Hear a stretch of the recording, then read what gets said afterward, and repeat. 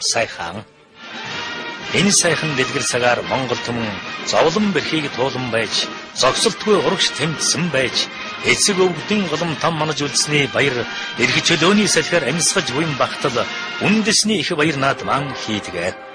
Монголын баримтат кинонд энэ их соёл хүндэтгэлийн цагийн зураг бүрмдээ.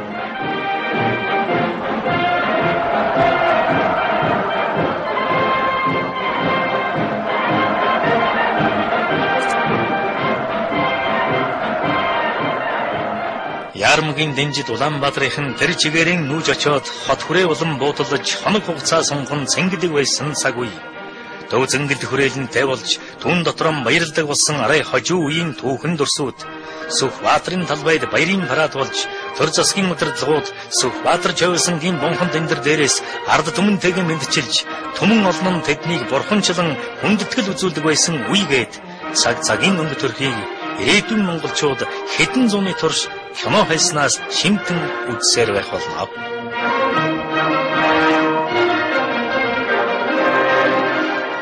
Төвдөн дорж Бадсуур, Мөнхбат, Баянмөнх, Цэрэндогтох, Хадбаатар, Батэрдэн, Сүхбат, Өсөхбаяр гээд улс хувьсгалын их наадамдан эд хаваан гайхуулж Монгол бүхэн агуу гайхамшигыг мөнхөлсөн аваргуудын төгс төгөлдөр барилдаануудыг сонирхсон хүн хүссэн цагтан үзэх боломжийг баримтат кинол өгдөг.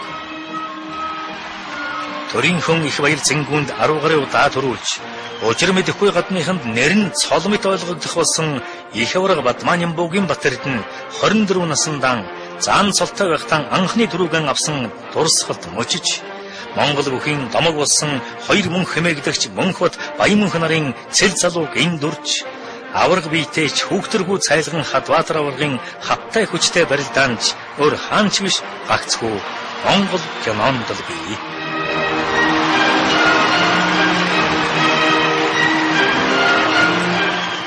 Хойтон жилийн наадман хоног тоолон хүлээсээр дэлгэр зуны цагт цэнгэл хөөрөн үүдэлдэг Монгол түмэн өнөөдөр хүлгийн сайнан эмээлж, эдийн сайнан өмсч, үгийн бэлэгтэй хэлэлцдэг эртний сайхан уламжлалтай.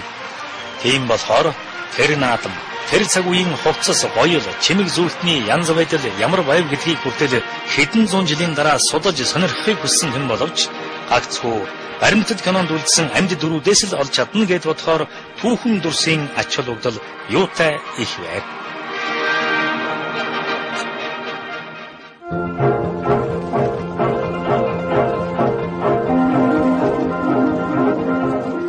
Улсын баяр наадмын үйл ажиллагааг баримтат кино болгох ажил анх 1937 онд эхэлсэн бөгөөд Монгол кино үйлдвэрийн уран бүтээлчид 1937 онд улсын 16 жилийн ойн баяр нэртэй 3 бүлэг кино хийж энэ үлсийн салхийг хагалж байсан юм.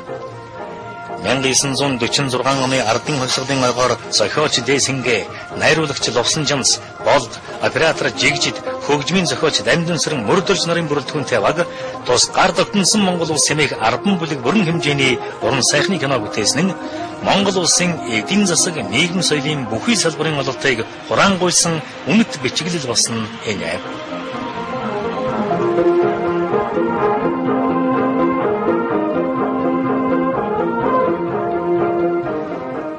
Жилийн баяр наадмын бахархал болсон хүчит өвхийн барилдаан, газрын алдар турдан хөлгүүдийн давхиа, цэцмэргэн харваачдын чиг шулуун сумын онч, баясан түргэрсэн олны дүр зургийн хамгийн экзэгтэй торгон агшныг зураглан буулгаж, түүх болгон хадгалсан нь чухамдаан удах тусам өнгө орон гялалзах алтан мэт үнэтэй нандин дурсгал байлаа.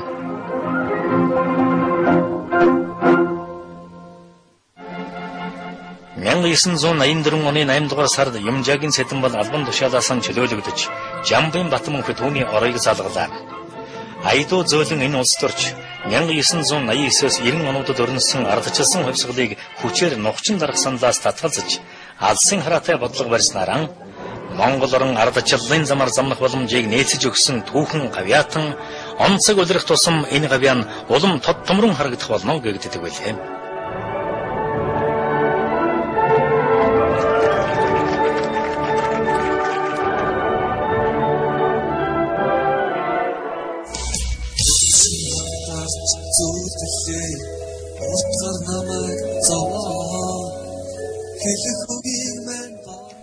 1989 оны 12 дугаар сарын 10-ны өдөр нийгмийг шинчлэхийн төлөө хүсэл зоригоо нэгтгэсэн залуус анхны цуглаан хийж Монголын ардчилсан холбоо байгуулснаа зарласан юм.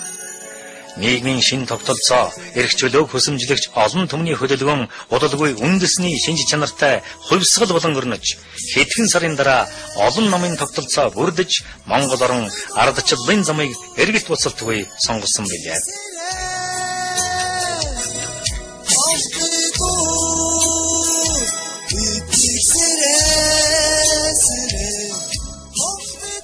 Ийхүү 70 жил ноёрхсон нэг намын тогтолцоо халаагаан өгч Орос зэрэг зөвлөлтийн мэргэжилт нууц буцаж социалист систем тэр чигээр нь нуран задарч Монгол түмэн эх орныхон хувь заяаг өөрсдөө шийдэх түүхэн хувь тавилан оногдсон гэгээн цагийн үр хаяарлаа. Үүнийг эргэх цагийн удирдалтай зөвөрлөвл дүн өвлийн хүйтнийг сасмсан хүчлагтай үдсэн голморон өрн цагийн аясаар хөдөлгөөнд орж хучилгаан шилгэн цөм түрхтэй ажил болсон юм.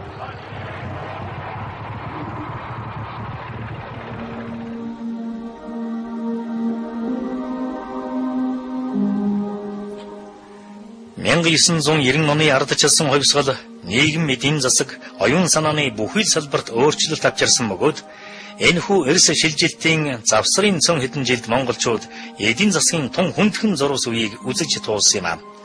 Тэр үед дэлгүүрийн дангуу хоосорч, давс гомонгоос өөр бараагүй болж, яг л дайны тарчиг цаг мэт хүнсний барааг айл өрхөд картаар хуваарлж, оногдол хувийн олж авахын тулд иргэд уртын урт дараалал зогсон хамаг цагаан бардаг байсан нь түүхэн үнэн.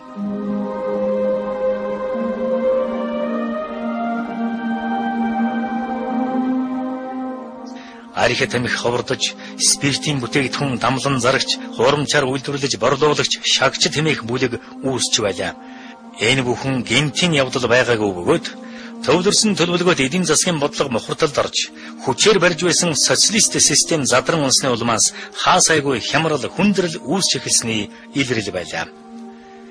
Эдийн засгийн харилцан туслалцах зөвлөл нэрийн дор социалист системийн орнуудын эдийн засаг үйлдвэрлэл худалдааны бодлогыг нэгтгэн зангидж байсан нүсэр тогтолцоо гаж хөгжлийнхөө золиос болон сөгдөхөд Москвад ханиавал Монголд найтаадаг ёсоор инхүү хямрал нүүрсэн юм.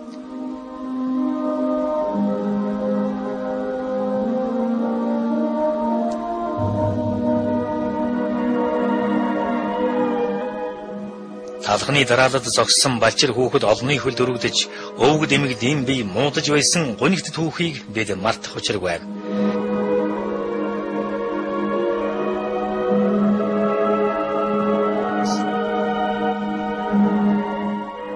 Энэхүү 50 цагийн дайны байдлаас гагцхүү өөрсдийн хүчээр л гарч чадахыг ухаарсан монголчууд эр эмгүй эрвих дэрвих хэрэн зүтгэсний хүчинд зах зээлийн эдийн засагт шилжихийн ач тусыг цаг алдалгүй ухаарч сэхэрсний хүчинд хэдхэн жилийн дараа гэхэд өмх мах чимэх гурлийн төлөө өдөржин дугаарлж зогссон түүх дурсамж болон үлдсэн байлаа.